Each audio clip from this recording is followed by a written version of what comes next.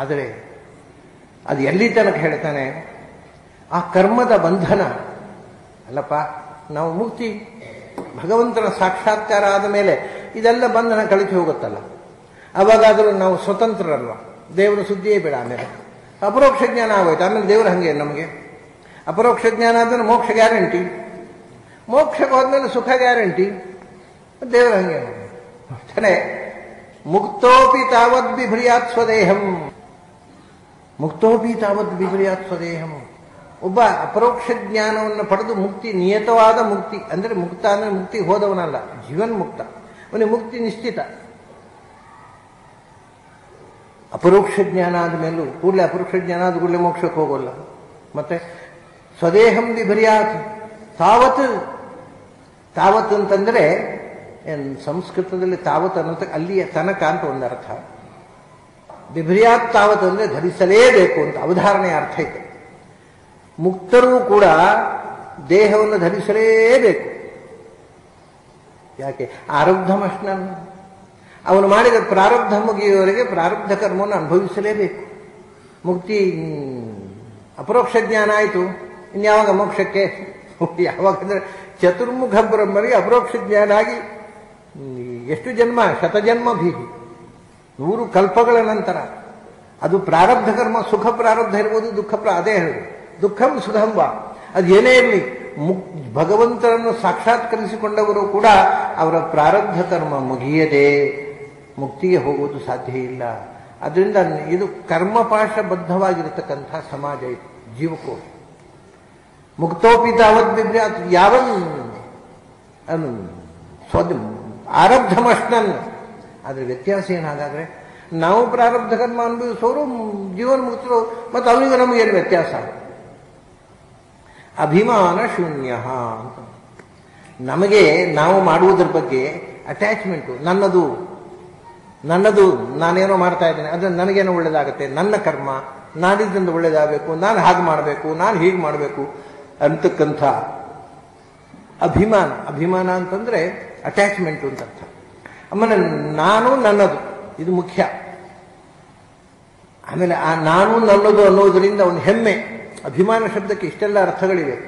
ನಾನು ಹೀಗೆ ಮಾಡಿದೆ, ನಾನು ಹಾಗೆ ಮಾಡಿದೆ ಅಂತಕ್ಕಂಥ ಈಗೋ, ಅದನ್ನು ಅಭಿಮಾನ ಅಂತ. ನಾನು ಹಾಗೆ ಮಾಡಿಬಿಟ್ಟೆ, ನಾನು ಹೀಗೆ ಮಾಡಿಬಿಟ್ಟೆ, ಕೊಚ್ಚಿಕೊಳ್ಳುವುದಿಲ್ಲವೋ ನಾವು ಮಾಡಿದ್ದಕ್ಕಿಂತ ಹೆಚ್ಚು ಕೊಚ್ಚಿಕೊಳ್ತೇವೆ. ಮಾಡಿದ್ದು ಇಷ್ಟ ಆದರೆ ಅದನ್ನು ಹೇಳಿಕೊಳ್ಳೋದು ಅದನ್ನು 10 ಪಟ್ಟು. ನಾನು ಹಾಗೆ ಮಾಡಿಬಿಟ್ಟೆ, ನಾನು ಹೀಗೆ ಮಾಡಿಬಿಟ್ಟೆ. ಅಪರೋಕ್ಷ ಜ್ಞಾನಿ ನಾನು ಹಾಗೆ ಮಾಡಿಬಿಟ್ಟೆ, ಹೀಗೆ ಮಾಡಿಬಿಟ್ಟೆ ಅಂತ ಕೊಚ್ಚಿಕೊಳ್ಳೋದಿಲ್ಲ. ಯಾಕೆಂದರೆ ನನ್ನ ಪ್ರಾರಬ್ಧ ಕರ್ಮ ಮುಗಿಯುವವರೆಗೆ ನಾನು ಇರಬೇಕು, ಏನು ಮಾಡಿದ್ದೇನೆ ಅದನ್ನು ಅನುಭವಿಸಬೇಕು. ಇಷ್ಟೇ. ಈ ಎಚ್ಚರದಿಂದ ಯಾವ ಅಭಿಮಾನವೂ ಇಲ್ಲದೆ ನಿರಾಳವಾಗಿ ಬದುಕುತ್ತಾನೆ ಇವನು. ಅವರ ಅಭಿಮಾನದಿಂದ ಅಟ್ಯಾಚ್ಮೆಂಟು, ನಂದು ಹೋರಾಟ, ಸೋಲು, ದುಃಖ. ಅವನಿಗೆ ಅಭಿಮಾನ ಇರದೇ ಇರುವುದರಿಂದ ದುಃಖ ಬರಲಿಕ್ಕೆ ಕಾರಣ ಏನು ಹೇಳಿ? ಎರಡೇ ಸಂಗತಿ. ದುಃಖ ಬರಲಿಕ್ಕೆ ಕಾರಣ ನಾನು ಮತ್ತು ನನ್ನ, ಅಹಂ ಮತ್ತು ಮಮ. ಇದು ಎರಡು ಸಂಗತಿ ಇಲ್ಲದಿದ್ದರೆ ಮನುಷ್ಯನಿಗೆ ಎಂದೂ ದುಃಖವೇ ಆಗುವುದಿಲ್ಲ. ನಮಗೆ ಒಂದು ಸಂಗತಿ, ನಮಗೆ ಇಷ್ಟವಲ್ಲದ ಸಂಗತಿ ಘಟಿಸಿದಾಗ ದುಃಖ ಆಗತ್ತೆ ಅಲ್ವಾ? ಇಷ್ಟವಲ್ಲದ ಸಂಗತಿ ಯಾವುದು? ನಮಗೆ ಯಾವುದು ನಮ್ಮದು ಅಂತ ಭಾವನೆ ಇದೆಯೋ ಅದು ನಾವು ಬಯಸದೇ ಇದ್ದಾಗ ದುಃಖ ಆಗೋದು ಅಷ್ಟೇ, ಬೇರೆ ಏನಿಲ್ಲ. ಅದೇ ನಾನು ನಿನ್ನೆ ಹೇಳಿದೆ, ನಮ್ಮ ಮಗು ಪರೀಕ್ಷೆಯಲ್ಲಿ ಫೇಲ್ ಆದರೆ ನಮಗೆ ದುಃಖ ಆಗುತ್ತೆ. ಅಂದರೆ ಪಕ್ಕದ ಮನೆಯ ಮಗು ಫೇಲ್ ಆದರೆ ದುಃಖ ಆಗೋದಿಲ್ಲ, ಯಾಕಂದರೆ ಅದು ನಮ್ಮ ಮಗು ಅಲ್ಲ. ಯಾಕಂದ್ರೆ ದುಃಖ ಆಗಲಿಕ್ಕೆ ಕಾರಣ ಮಗು ಫೇಲ್ ಆದದ್ದಲ್ಲ, ಆ ಮಗುವನ್ನು ನನ್ನದು ಅಂತ ತಿಳ್ಕೊಂಡದ್ದು. ಈ ನನ್ನದು ಅನ್ನೋದನ್ನು ಮೈನಸ್ ಮಾಡಿಬಿಟ್ರೆ ದುಃಖವೇ ಆಗೋದಿಲ್ಲ. ಮತ್ತು ನಾನು ಈಗೋ ನಾನು ಮಾಡಿದರೂ ಆಗುವುದಿಲ್ಲ ಅಂದರೆ ನಾನು ಮತ್ತು ನನ್ನದು ಇದು ಎರಡನ್ನ ಕಳಚಿಕೊಂಡ್ರೆ ಜೀವನದಲ್ಲಿ ದುಃಖವೇ ಆಗೋದಿಲ್ಲ. ಅದಕ್ಕೆ ಸಂಶಯ ಇದ್ದವರು ನಿದ್ರೆ ಮಾಡಿ ನೋಡಿ, ನಿದ್ರೆಯಲ್ಲಿ ದುಃಖ ಇಲ್ಲ, ಹೌದಾ? ಯಾಕೆ ಇಲ್ಲ? ನಿದ್ರೆಯಲ್ಲಿ ನನ್ನದು ಅಂತ ಇಲ್ಲ ಯಾವುದು. ನಿದ್ರೆಯಲ್ಲಿ ನನ್ನದು ಅನ್ನೋದು ಷಷ್ಠಿ ವಿಭಕ್ತಿಯೇ ಇಲ್ಲ.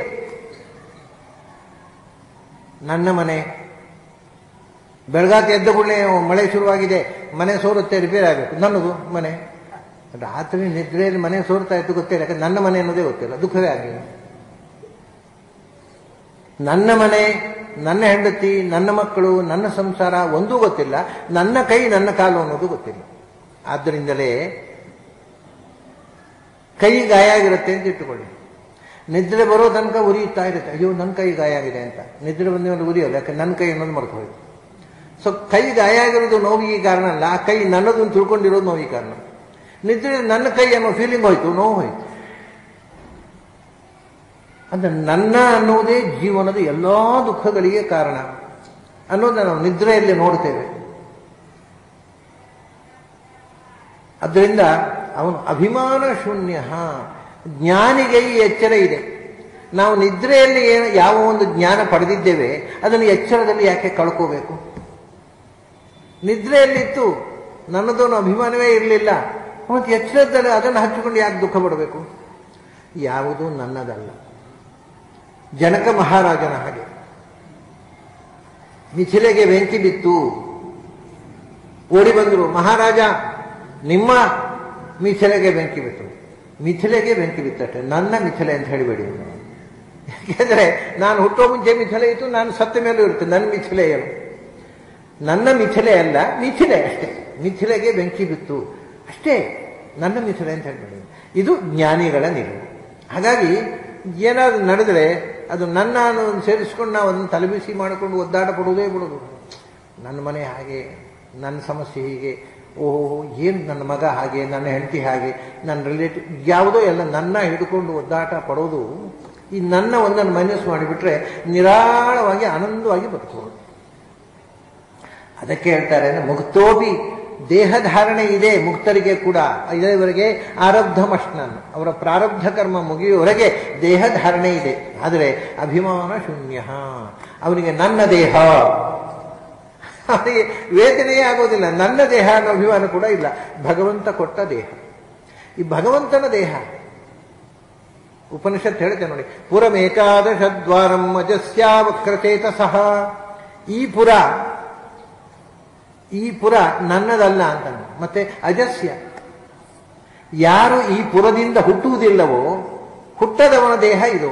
ಅಜಸ್ಯ, ಈ ದೇಹದ ಮೂಲಕ ಹುಟ್ಟುವವನು ನಾನು, ಅದನ್ನು ಇದು ನನ್ನದಲ್ಲ.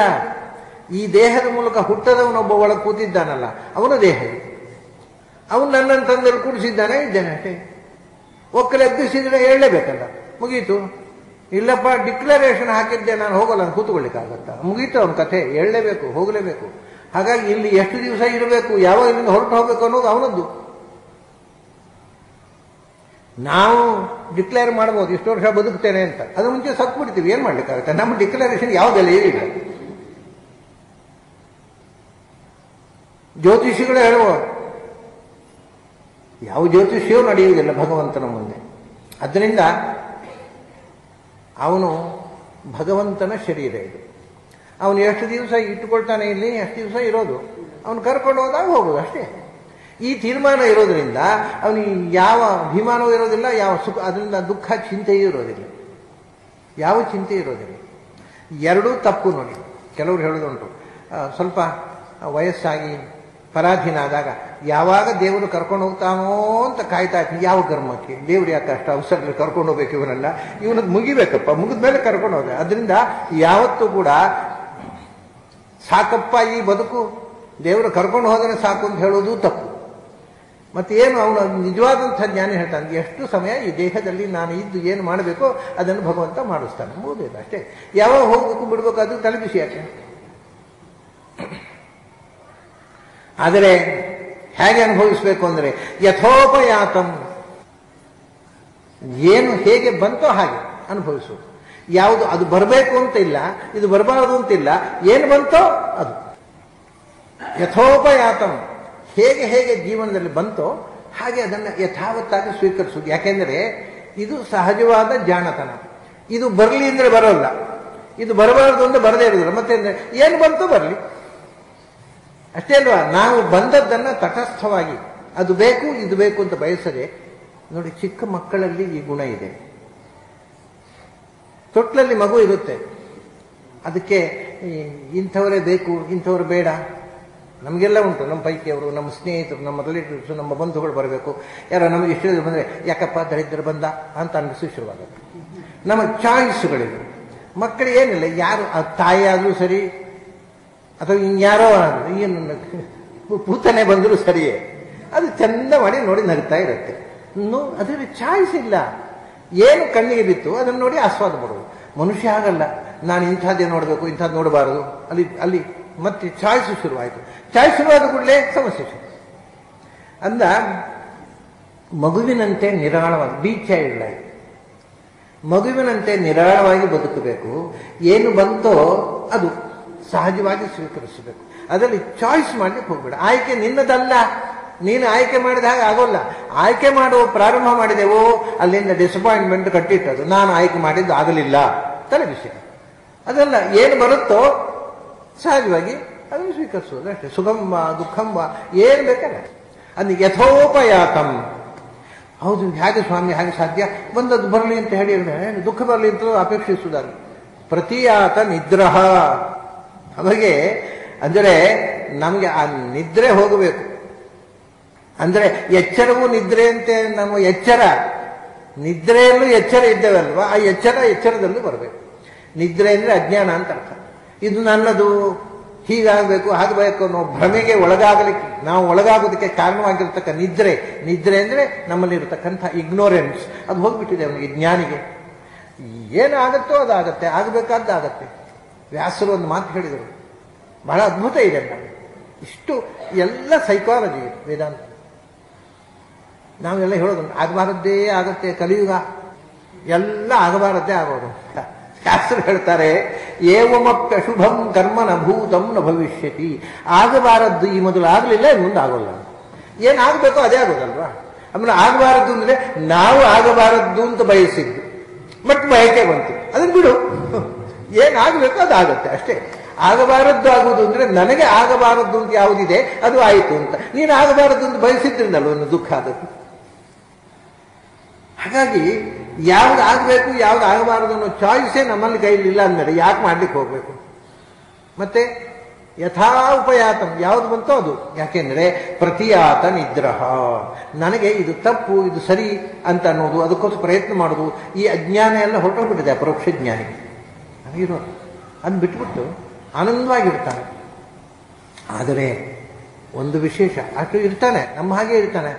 ಅವನ ಕ್ರಿಯೆಗೂ ನಮ್ಮ ಕ್ರಿಯೆಗೂ ವಿಶೇಷ ಏನು ಅಂದರೆ, ಕಿಂತು ಅನ್ಯ ದೇಹಾಯ ಗುಣಾನ್ನ ನವೃಂತೆ.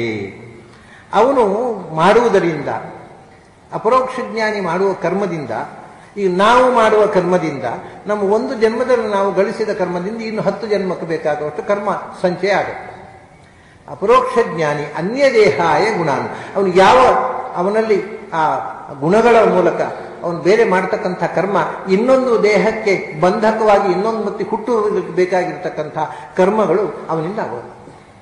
ಮತ್ತೆ ಹಿಂದೆ ಆದದ್ದರ ರಿಯಾಕ್ಷನ್ ಅಷ್ಟೇ, ಪ್ರತಿಫಲನ ಮಾತ್ರ.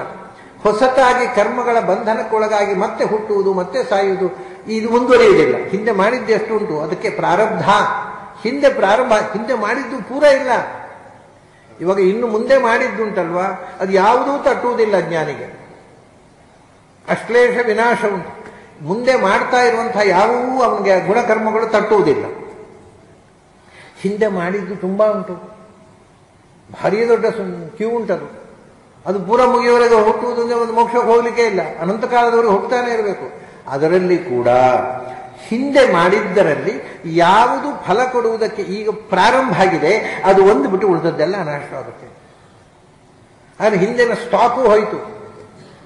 ಮತ್ತೆ ಏನು ನಾವು ಯಾವ ಕರ್ಮ ಅಂದರೆ, ಇದಕ್ಕೆ ದೃಷ್ಟಾಂತ ನಾನು ಯಾವಾಗಲೂ, ನಮ್ಮ ಬತ್ತಳಿಗೆಯಲ್ಲಿ ಬಾಣಗಳಿವೆ, ಒಂದು ರಾಶಿ ಬಾಣಗಳಿವೆ. ಆ ಬಾಣಗಳನ್ನು ಮುಂದೆ ಬಿಡುವುದಿಲ್ಲ ಅಂತ ತೀರ್ಮಾನ ಮಾಡಬಹುದು. ಇಲ್ಲಿ ಇದ್ದದ್ದನ್ನು ತೆಗೆದು ಬಿಸಾಡ್ಬೋದಲ್ಲ, ಹಿಂದೆ ಇದ್ದದ್ದು. ಮತ್ತೆ ಬಾಣ ಹೂಡಿದ್ದನ್ನು ಮಾತ್ರ ವಾಪಸ್ ಹೋಗ್ಲಿಕ್ಕೆ ಆಗುವುದು. ಬಿಲ್ಲಿಗೆ ಹೂಡಿ ಬಾಣ ಬಿಟ್ಟರೆ ಅದು ಗುರಿ ತಲುಪುವ ತನಕ ಹೋಗಲೇಬೇಕು. ಮತ್ತೆ ಅಲ್ಲಿ ಅದನ್ನು ವಿಡ್ರಾ ಮಾಡ್ಲಿಕ್ಕೆ ಆಗುದಿಲ್ಲ. ಪ್ರಾರಬ್ಧ ಕರ್ಮ ಅಂದರೆ ಬಿಲ್ಲಿನಲ್ಲಿ ಹೂಡಿ ಬಿಟ್ಟ ಬಾಣ, ಅದು it must reach it's destination. ಮಧ್ಯದಲ್ಲಿ ಅದು ವಾಪಸ್ ಬರಲಿಂದ ಬರೋದು. ಇದನ್ನು ಬಿಡಬೇಕಾದ ತೆಗೆದು ಬಿಸಾಡ್ಬೋದು. ನಮ್ಮ ಜನ ಬತ್ತಳಿಕೆಯಲ್ಲಿ ಇರುವ ಬಾಣದಂತೆ ಸಂಚಿತ ಕರ್ಮ, ಮುಂದೆ ಬರುವಂತಹದ್ದು ಅನಾರಬ್ಧ ಕರ್ಮ. ಈಗ ಬತ್ತಳಿಕೆಯಿಂದ ಬಿಟ್ಟ ಬಾಣ ಪ್ರಾರಬ್ಧ ಕರ್ಮ, ಅದು ಮಾತ್ರ ಕೆಲಸ ಮಾಡುತ್ತೆ ಜ್ಞಾನಿಗೆ. ಆ ಪ್ರಾರಬ್ಧ ಮುಗಿಯುವವರೆಗೆ ಹುಟ್ಟುತ್ತಾನೆ. ಮುಂದೆ ಆ ಪ್ರಾರಬ್ಧಕ್ಕೆ ಆ್ಯಡ್ ಆಗುವುದಿಲ್ಲ, ಹಿಂದೆ ಇದ್ದ ಪ್ರಾರಬ್ಧ ಉಳಿದದ್ದೆಲ್ಲ ನಾಶ ಮಾಡುತ್ತೆ. ಆದ್ದರಿಂದ ನಮ್ಮದು ನಿರ್ಧಾರ ಯಾವುದು ಉಪಯೋಗ ಇಲ್ಲಪ್ಪ. ಭಗವಂತನ ನಿಯತಿಗೆ ತಕ್ಕಂತೆ ಬದುಕಬೇಕು ನೀನು. ಹಾಗಾಗಿ ಈ ನಿರ್ಧಾರ ಬದಲಿಸಬೇಕು. ಇದು ಭಗವಂತನ ಸಂಕಲ್ಪಕ್ಕೆ ಅನುಗುಣವಾಗಿಲ್ಲ, ನಿನ್ನ ಜೀವಕ್ಕೆ ತಕ್ಕಂತಹ ಸಾಧನೆ ಅಲ್ಲ ಇದು. ಯಾವುದು? ತಪಸ್ಸು ಮಾಡೋದು, ಮದುವೆ ಮಾಡಿಕೊಳ್ಳೋಲ್ಲ ಅನ್ನೋದು, ರಾಜ್ಯ ಬೇಡ ಕಾಡಿನಲ್ಲಿ ತಪಸ್ಸು ಮಾಡ್ತಾನೆ ಅನ್ನೋದು, ಇದು ನಿನ್ನ ಜೀವಕ್ಕೆ ತಕ್ಕ ಸಾಧನೆಯ ದಾರಿ ಅಲ್ಲ.